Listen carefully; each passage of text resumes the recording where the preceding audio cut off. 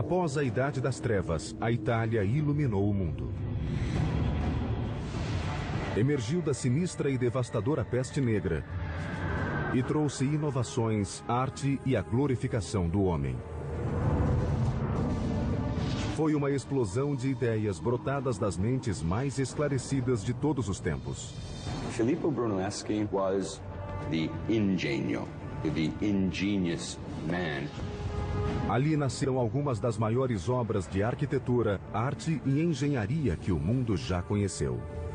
The enterprise of Renaissance engineering is recovering this ancient knowledge.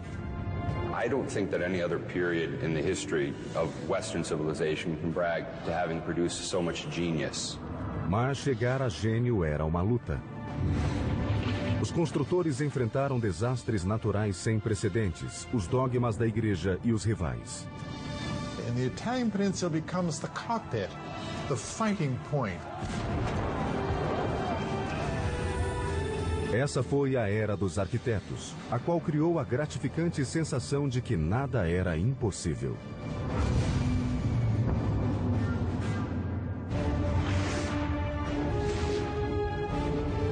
Construindo um Império. O Mundo de Da Vinci. Ano 476 depois de Cristo. O grande Império Romano desabara e sepultara para sempre seu poder e domínio. Os imperadores que unificaram a região já não existiam e a Europa Ocidental fragmentara-se. Durante séculos, a Europa foi governada por uma linha de reis germânicos que chamaram seus domínios de Sacro Império Romano. Mas no século XII começou a surgir uma coleção de repúblicas italianas. Unidas, elas decidiram resgatar as glórias da velha Roma. Revitalizaram a Europa e criaram o molde do mundo ocidental.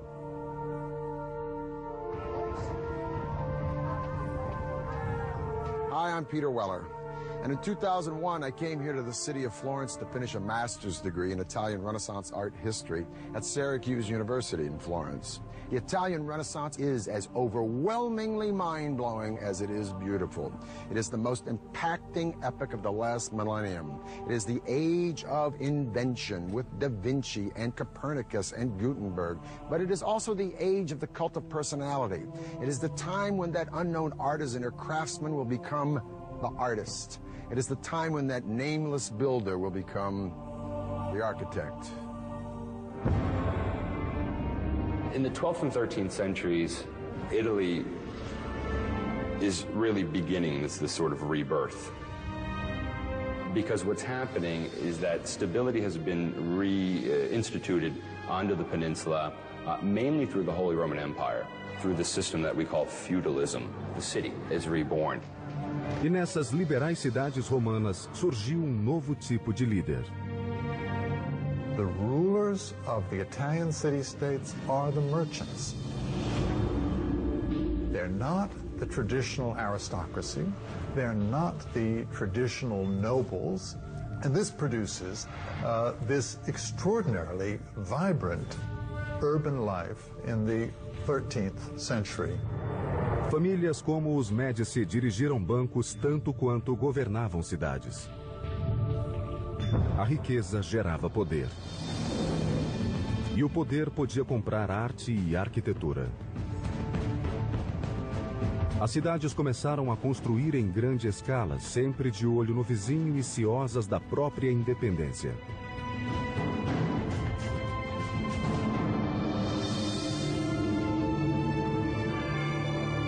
The foundation for the Renaissance is the city. Everything that happens in the Renaissance, from art, architecture, engineering, literature, all the things that go on depend upon the city. Uma ambiciosa cidade que buscava o poder era uma república florescente situada ao longo de uma importante rota de comércio entre a França e Roma. Seu nome era Siena. I come here to the Piazza del Campo once a year to witness that medieval harangue on horseback around here called Palio. 3 times around this Campo, 90 seconds of speed and violence on bareback horses. When the horses run, they pass this magnificent 15th century sculpted fountain called the Fontagaia by Jacopo della Quercia. Now today, when we turn on a tap, we just take it for granted that H2O is going to come out. But the Sienese needed this fountain because when they were making all this loot, prosperity begets a city jam-packed with people. And more people demands, as we have seen with Persia, with Carthage, with Rome, with the Maya, more water. Mas prover essa cidade de água suficiente era desafio complicado.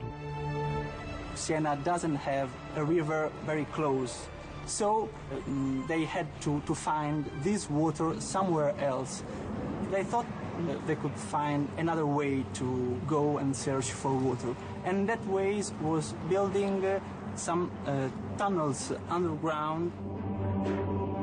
Escavando uma rede de túneis subterrâneos, chamados bottini, os engenheiros chegaram a fontes naturais e lençóis de água que havia na periferia. Aos poucos, a água chegava a esses túneis muito estreitos que acabavam em tanques. Mas escavar esses bottini não era fácil.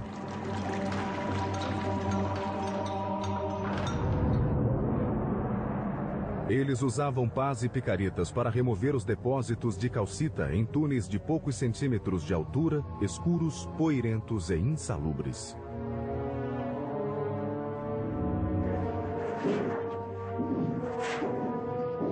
A bottino like this one would sometimes run for miles and miles, so the engineers had to know just where in the heck they were going. So every so often they dug a hole up to the surface, and these holes were called occhi, or eyes. It would give the engineer a sense of where the direction of the bottino would be, and if they were wrong, they could redirect the bottino.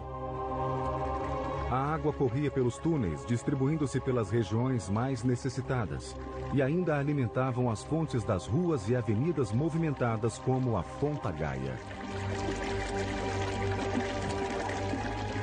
Now these channels had to be pitched at an angle ever so slight, imperceptible to the naked eye, less than 1 degree, because if the water flowed too steeply, it would overwhelm the system. So to keep this from happening, the engineers used an instrument called an archipendolo. It's nothing but a pendulum. It's a stick with a string and a weighted ball or stone at the end. No matter how much you pitch the stick, the string will always remain vertical, giving you a vertical line in a relationship to the tilt of the horizontal stick. In this way, the water would flow quietly and evenly into Siena and fill up the Fontagaia. Em 1345, mais de 15 quilômetros de túneis cortavam o subterrâneo de Siena. E assim a cidade cresceu e prosperou. More water brought more people to the boomtown. More people to the boomtown, more turf is needed. Pretty soon, Siena controls most of southern Tuscany. Now, this prosperity and this land encroachment, if you will, would seriously become the burr in the saddle to one of its neighbors.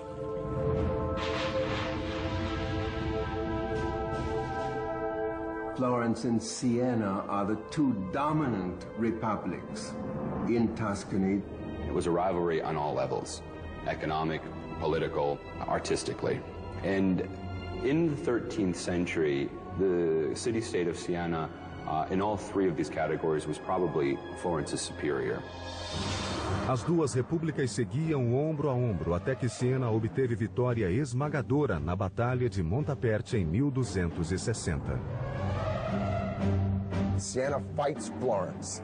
To put it bluntly, Siena kicks ass. Florence goes home in humiliation and defeat, but guess what? That ain't gonna be for long. A soberba engenharia que tornara Siena tão atraente, nada pôde fazer diante de dos piores desastres que o mundo já viu. In 1347, the Black Death struck. And according to the eminent humanist writer Giovanni Boccaccio, who witnessed the Black Death, the disease killed so fast that you could lunch with your friends and dine with your ancestors in heaven. One conservative estimate is that Siena lost over 60% of its population in a matter of months. One thing is for certain, after the Black Death, Siena would never be a major player again on the stage of early modern Italy. That singular event probably marks the end of Siena's role on a kind of international scene, and it also marks the beginning of Florence's rise to power. Siena fora mortalmente atingida e deixou a porta aberta para sua arquirrival Florença tomar-lhe o lugar e começar a escalada rumo ao poder e à glória. Lá foi construído um dos mais magníficos monumentos da modernidade, algo que ninguém havia sonhado construir. Nos séculos 13 e 14, as cidades eram centros de poder na Itália. Mas Florença criou um estilo único. A elite dominante florescia rica e culta. O homem e seu potencial ilimitado ocuparam o centro do palco. A revolucionária ideia chamou-se humanismo. Humanism, quite simply, is an interest in the ancient world. In Italy, all you had to do was look around at the ancient ruins and understand how great man had been in the ancient world. It was all there. If we could imitate that building, if we could take the principles of that building and apply it to our buildings, then we'd have something really remarkable. Quando a peste negra atingiu a Europa em 1347, Florença não saiu ilesa. Praticamente metade da população foi dizimada.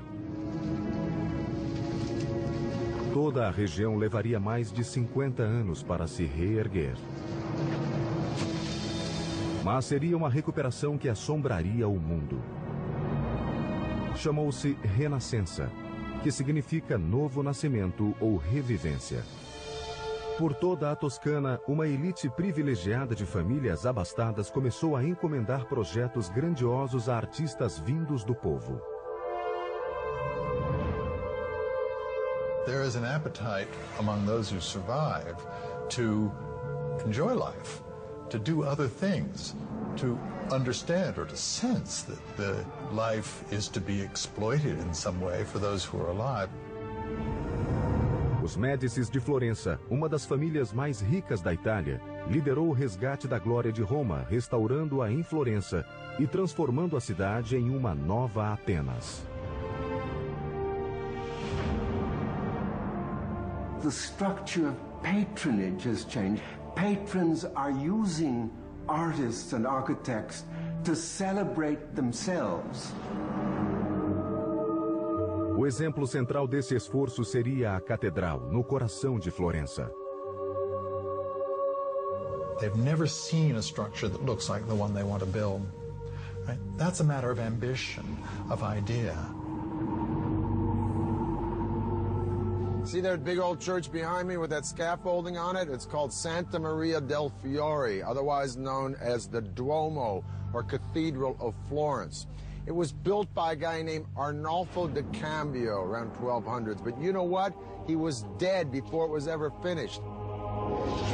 Arnolfo intended for the church to have a dome, but he's dead, so the church stands for a whole bunch of decades without any dome on it at all. Finally, in the 1400s, it's left up to a guy wearing a real genius suit named Filippo Brunelleschi to not only change the entire idea of building to become an architect, but to make the entire field of architecture a design. Brunelleschi vinha de uma família de classe média e devia se tornar funcionário do governo tal como o pai. Mas ele amava e admirava as artes e começou estudando ourivesaria. It's only in his early 30s that he then moved over and began to become what we now call an architect. Now, Brunelleschi is a maverick and he's brash. His dad is a notary. Brunelleschi wants to study sculpture. Wonder how his dad reacted to that one, huh? Probably like my old man reacted when I told him I wanted to go to New York and become an actor. In any case, by his early 20s, Brunelleschi is a pretty fair goldsmith. Now, in 1401, the baptistry decides it wants to replace its doors, so they hold a competition. Competition comes down to two guys, Brunelleschi and the international Gothic man of the hour, Lorenzo Ghiberti. Brunelleschi was pretty good, but he ain't no Ghiberti. Ghiberti wins. Brunelleschi runs away with his tail between his legs. humiliated and defeat. He loses the competition to Ghiberti in 1401. And it sets up the kind of perfect opportunity for him to leave the city of Florence, then go to Rome and study the secrets of the ancients. Brunelleschi deve ter passado quase 2 décadas em Roma, examinando as obras mais importantes da engenharia antiga. Renaissance Italians are fascinated with the way Romans did everything, the way things were done in ancient Rome, and building is no exception. A big part of the enterprise of Renaissance engineering is recovering this ancient knowledge. Uma obra em particular deve ter causado especial impacto em Brunelleschi: o Panteão. Teriam os romanos descoberto o modo de construí-lo sem as armações de apoio?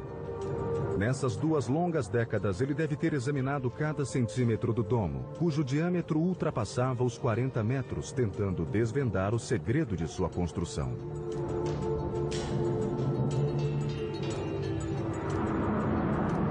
Quando voltou a Florença, Brunelleschi certamente trazia consigo a chave do domo romano. It seems that Brunelleschi reappears in Florence just at the time that the opera of the cathedral was in fact planning on this competition for the design of the dome. The cathedral was to be, upon completion, the largest church in all of Christianity.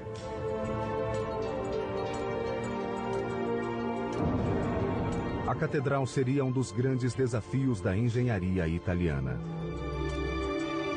They were building it large to sort of show the world exactly how important the city was on all levels. The problem is that they were setting themselves up for a big fall. Diferindo dos demais arquitetos, Brunelleschi propôs um método que o expôs ao ridículo. Projetou o domo sem os tradicionais arcobotantes, nem apoios de madeira, nem armação interna. General public opinion was that Brunelleschi had gone very simply mad. They also began to realize that no one else seems to have any clearer picture of how to pull this thing off, and so they began gradually sort of heed his words. Brunelleschi conseguiu seduzir os juízes com o projeto, mas para sua consternação, a comissão estipulou uma condição que ele julgou aviltante.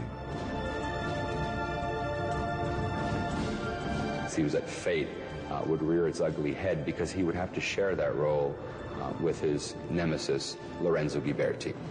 Muitos estavam convencidos de que o projeto não daria certo. Brunelleschi não só teria de projetar o domo, como precisaria arquitetar a derrota do rival. A 7 de agosto de 1420, com o arquiteto supervisionando cada detalhe, finalmente teve início a construção do grande domo. What Brunelleschi decides to do is to construct not one dome, but 2. A dome within a dome. Dentro da catedral, os fiéis poderiam apreciar a belíssima decoração interna do domo. Por fora, entretanto, o segundo domo tinha propósito mais funcional. He would use that second shell to protect the inner dome from rain, but at the same time to make the entire structure look more gonfia et magnifica, more swollen and magnificent. Para dar às cúpulas uma base estrutural, nervuras de mármore foram instaladas em cada vértice do domo octogonal. A seguir, uma série de arcos foi construída para cruzar com as nervuras em ângulos de 90 graus.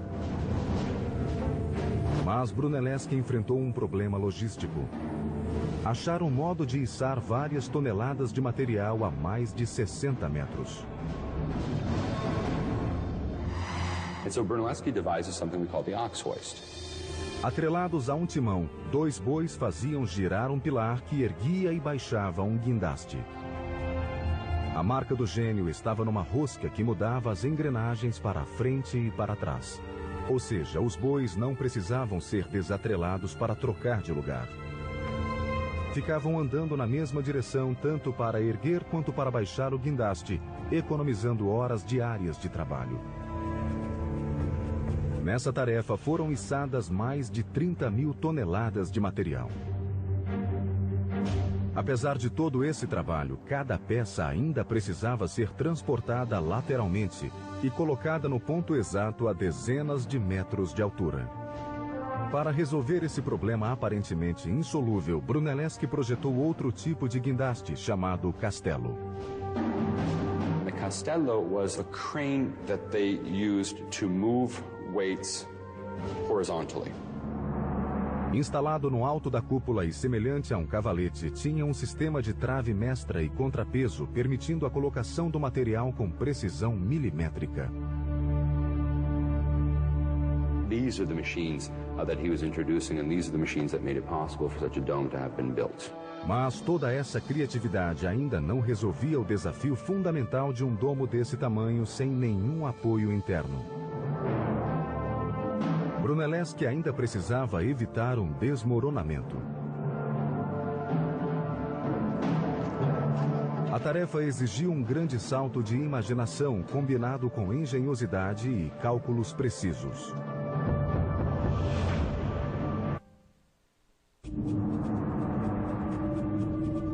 1420, Florença, Itália. O visionário arquiteto e engenheiro Filippo Brunelleschi foi contratado para construir o maior domo do mundo, a cúpula de Santa Maria del Fiore.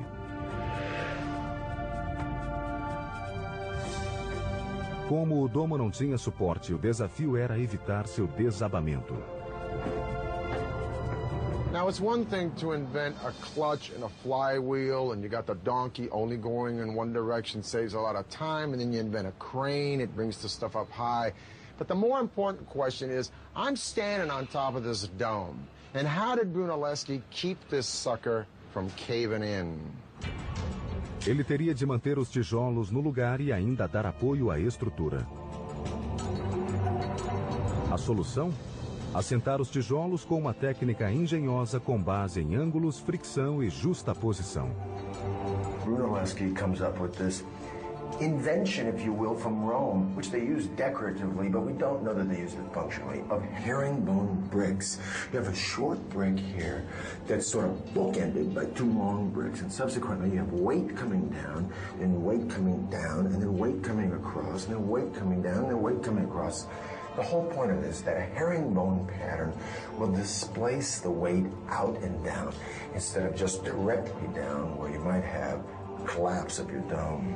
Para resolver o problema oposto, isto é, o deslizamento para fora, Brunelleschi instalou correntes em volta do domo octogonal horizontalmente.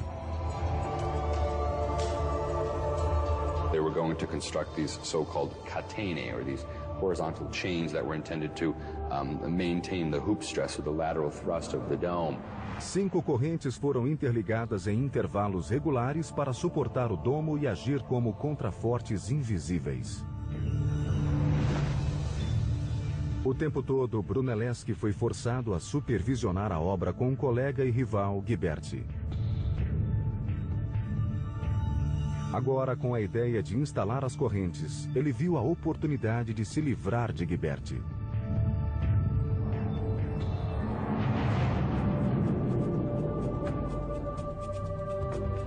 In August of 1423, Brunelleschi called in sick. Ghiberti rather reluctantly then begins the direction of the placement of these wooden chains. And as soon as Brunelleschi heard that the process had begun, he miraculously recovers, inspects the quality of Ghiberti's work, and criticizes it publicly, saying they would have to undo everything he had done. Ghiberti retirou-se humilhado, e Brunelleschi foi nomeado chefe vitalício de todo o projeto. A 30 de agosto de 1436, após 16 anos de construção, o maior domo de alvenaria do mundo ficou pronto. Mas a carreira de Brunelleschi apenas se iniciava. Enquanto construía o domo, ele fizera experiências sobre perspectiva e proporções matemáticas. Embora seus projetos de estruturas parecessem simples e claros, havia muitos aperfeiçoamentos relativos a linhas e espaços. Uma de suas grandes inovações foi um conceito que até hoje é utilizado na engenharia: a perspectiva de um ponto de fuga. Olhando para um batistério de 8 lados e outros prédios em volta, Brunelleschi viu que se transferisse esses objetos tridimensionais para um plano bidimensional, eles desapareceriam em um ponto finito, o ponto de fuga.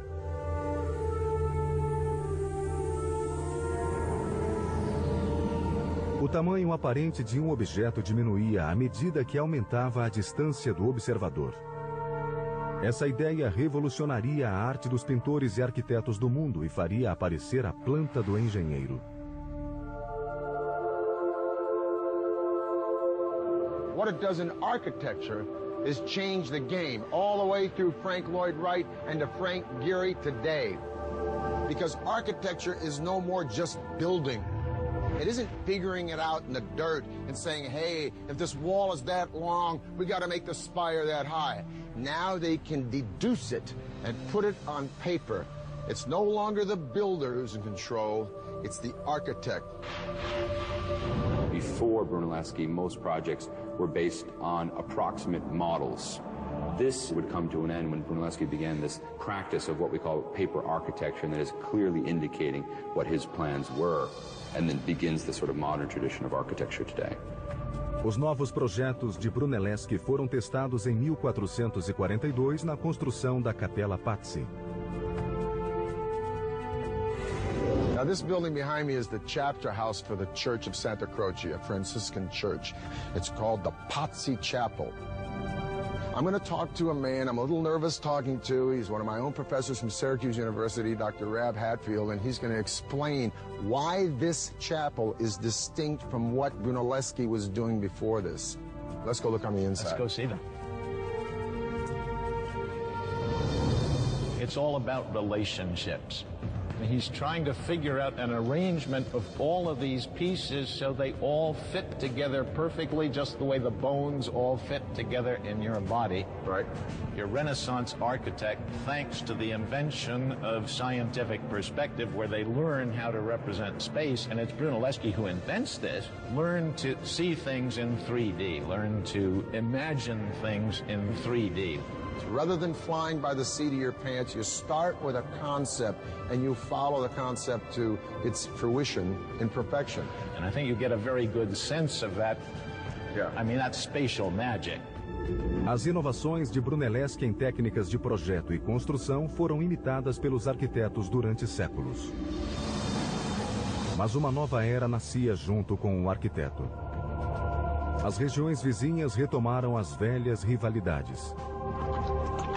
Os artistas que viraram arquitetos e engenheiros iriam voltar-se para outro serviço público e usariam sua mente criativa na arte da guerra. 1459. Filippo Brunelleschi, pai da arquitetura renascentista, fizera de Florença a meca das inovações em projetos e construções. Seus métodos e ideias espalharam-se pelo mundo e os arquitetos iniciaram uma ambiciosa campanha de construções. Filippo Brunelleschi transforms all of architectural design by using Roman elements like this column and pilasters and numerical proportions, integrating them into an elegant and beautiful whole that is never overwhelmed by one of the parts. But he doesn't write it down. It's up to a young guy, the next generation, Leon Battista Alberti. This guy did everything. He wrote about architecture, archaeology, political science, religion, even wrote about horseback riding. He's a pretty good designer and architect himself. Now, everyone starts to read about Alberti, including a very powerful guy at the moment, Aeneas Silvius Piccolomini. I love that name, Aeneas Silvius. So for all you guys out there like me having a little bit of a heart attack because your wife just said, honey, let's redecorate, get a load of this. Pius reads Alberti and says, you know, I'd like to do that little Roman thing for the place where I was born. What, the house? No, the whole town.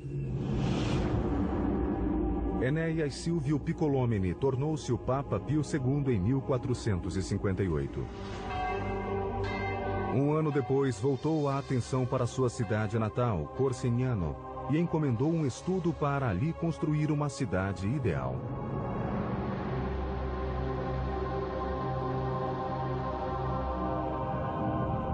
This is the Tuscan town of Pienza. And this is my friend and a guy who taught me, Rocky Ruggiero from Syracuse University. I want to ask you first, is this the first real Renaissance town that's planned as such?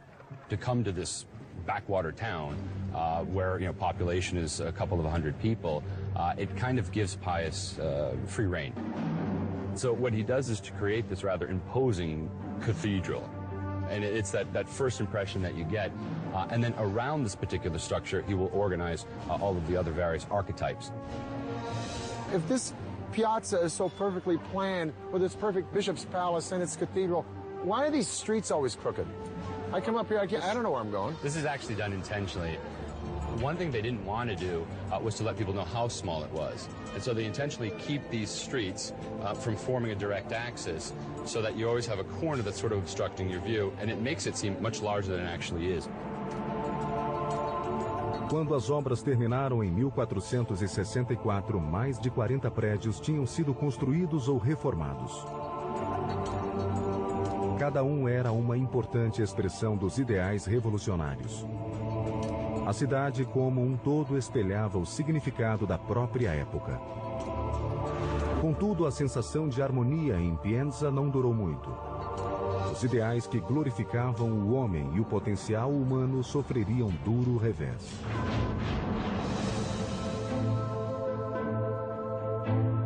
The year is 1492. Not only has Columbus discovered America, but Lorenzo the Magnificent de Medici, the great patron of the arts in Florence, is dead. But a lot of Florence are sick of the Medicis and their cronyism, and they want the Medici kids run out of town. Plus, they've been listening to the sermons of a small Dominican friar named Girolamo Savonarola, who preaches from the pulpit in the Duomo, railing against corruption in both church and state. He advocates a return to a Florentine republic and civic pride and values through piety. Savonarola warns that if Florence doesn't get its house in order, the winds of God's vengeance will blow through the city, and indeed an evil wind is ready to roll all the way through Italy in the form of Charles VIII of France, who wants to reclaim Naples in the name of his country and threatens to sack any Italian town who stands in his way. Savonarola begins to predict an invasion of some sort. And when it finally comes, he's able to say, you see, I predicted this, I foretold it. He is able to kind of pass himself off as a prophet almost in the Old Testament mode. A previsão do padre dominicano seria concretizada. Em 1494, Carlos VIII, rei da França, posicionou-se na fronteira toscana, pronto para marchar sobre a Itália. A Itália era um caos de pequenas repúblicas que brigavam entre si e achava-se muito vulnerável.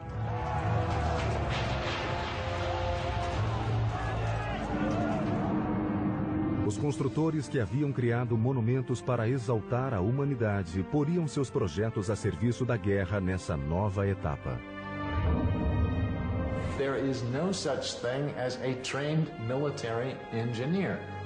And so it is that your greatest architects of the Renaissance, although sometimes they probably started out knowing nothing about it, were called upon to design the fortifications of major Italian cities. Inovações e tecnologia avançada estariam agora a serviço do exército. A arma favorita de Carlos VIII era um potente canhão. Diante dele, as muralhas se desfaziam em pó. The cannon became much more reliable and also able to launch a projectile that was much larger, heavier, and to launch at a further distance. And so Charles VIII brings these cannon with him over the Alps, and it becomes immediately clear that he can knock down virtually any fortification that he chooses. And this is a terrible thing. I mean, this is a crisis, right? Because all of a sudden you can't hold them off. As muralhas medievais, altas e esbeltas, eram facilmente destruídas pela força dos novos canhões. Elas não mais ofereciam proteção. Eram tão obsoletas que não aguentavam o peso do armamento que seria usado contra os invasores. The new cannon had strong percussive powers. You could not put a new cannon on the old medieval wall and fire it because it would shake its own wall down. Os engenheiros italianos projetaram muralhas mais baixas e espessas que aguentariam o armamento e resistiriam às temíveis balas de canhão. This new wall will resist, in fact, these larger guns because it can absorb the impact of the larger projectile. Os engenheiros também mudaram o formato das muralhas que cercavam a cidade. Military engineers develop an angled wall. As defensas, ou muralha em formato de estrela, mantinham os atacantes à distância, pois os ângulos escondiam os artilheiros e lhes davam ampla visão.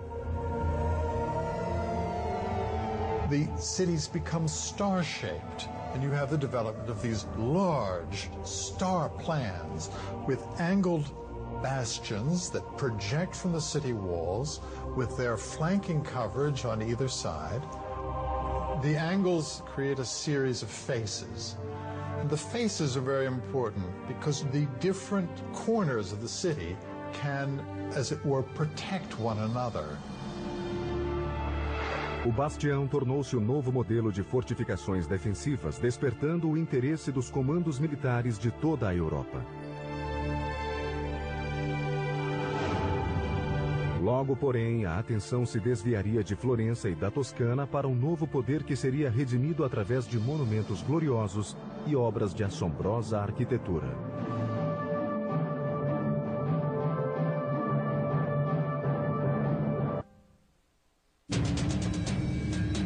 Século XV, Itália.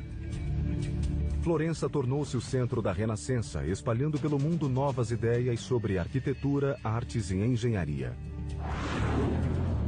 Mas a atenção de todos logo se voltaria para um antigo poder que retomava seu lugar com força e majestade. O foco do poder e glória voltava à cidade que havia conquistado o mundo: Roma. In the early 1300s, there's a big beef in Rome about who exactly is Pope. So the rightful Pope supposedly goes off to France. And for the next several decades, the papacy lives in France. Now, by the 1370s, when the popes come back to Rome, Rome is a ghost town. And for the next 100 years or so, all the way through the Renaissance, each pope is successively trying to rebuild Rome. Now, in the 1490s, when the Medici are booted out of Florence, Florence becomes a republic, yeah, but they're broke. And so all these famous cats like Da Vinci, Raphael, and Michelangelo, they split Florence because Florence is no longer happening. If you're a player, the place you want to be is Rome. Rome had been nothing in the 14th century because the popes had moved out. But they come back in the early 15th century, and from that point on, they began gradually to reorganize the papal state. Papa em particular desencadearia uma onda de revitalização e engenharia sem precedentes. Seu nome era Sisto V. Sixtus and the popes who come after him feel the need to turn Rome into an important and impressive capital city, the capital of Christendom. Sixtus V sort of took it upon himself to re-urbanize the city. Para voltar a ser o lar da Igreja Católica, Roma precisava de uma remodelação total. A tarefa de reformar uma cidade não era pequena. Primeiro, Sisto resolveu limpar as ruas de marginais. A cidade fervilhava de criminosos e o Papa simplesmente mandou reuni-los e matá-los. O passo seguinte foi restaurar os aquedutos, um dos maiores símbolos da engenharia romana. Quando a água voltou, a população cresceu e a cidade floresceu. As estradas foram pavimentadas e as ruas alargadas. A cidade explodiu em grandes construções. Mas Sisto não estava satisfeito. Ele tinha um plano para a cidade: fazer dela um reduto de desenvolvimento e cultura através de monumentos estonteantes. One of his particular practices was, in fact, to use the ancient Egyptian obelisks that had been brought to the city by the ancient Romans. These were military trophies that the Romans had brought back in ancient times and had erected throughout the city. We know today that there are more Egyptian obelisks in Rome than in Egypt itself. And how Sixtus used these obelisks was to, in fact, place them as urban exclamation points. Sisto quis erguer desses obeliscos diante de uma nova catedral, a Basílica de São Pedro. Mas havia um problema. A agulha pesava mais de 300 toneladas. Moving the obelisk was no easy task. Sisto passou o problema para o arquiteto e engenheiro Domênico Fontana. O plano de Domênico era simples, mas muitos o julgaram inexequível. Para proteger a agulha, ele a envolveu em uma colossal torre de madeira. Ao longo desta, mandou prender barras de ferro. A armação de madeira tinha colunas que se erguiam a mais de 30 metros. Cordas pendiam das barras de ferro de tal modo que o obelisco podia ser içado com cabrestantes. Para a operação foi chamada uma equipe de mais de 900 operários. Com 40 cabrestantes, a agulha foi erguida do chão e pousada sobre uma plataforma rolante que a levaria ao novo local. A 30 de abril de 1586, sob o olhar vigilante do Papa, teve início a incrível tarefa de transportar o obelisco. When the men were hoisting it up, they were under command to remain silent throughout the whole process, under pain of death, if one of them in fact broke the silence. Finalmente, após 17 dias de penoso avanço, o obelisco chegou ao novo lar, em frente da Basílica de São Pedro, onde está até hoje. A notícia da extraordinária revitalização de Roma espalhou-se pela Europa. A capital do Velho Mundo ocupava novamente o centro do palco. A era dos arquitetos, iniciada em Florença, seguia caminho em Roma e no resto da Europa. Artists of all sorts could create such beauty and such wondrous works of art on the scale of St. Peter's Basilica, like the obelisks that were erected throughout the city of Rome, like the dome of the cathedral in the city of Florence. It gave the human significance again, and it gave us a bit of an attitude as well, that we are again the center of all things. And many people think it is with the Renaissance that modern culture actually begins.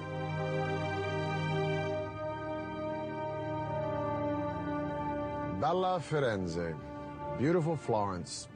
Well, it looks pretty bella today, but believe me, in 2001, when I was sitting in a freezing apartment down there in the Arno in the middle of the dead of winter, pounding out papers until 4 o'clock in the morning on Botticelli, it didn't feel so bella.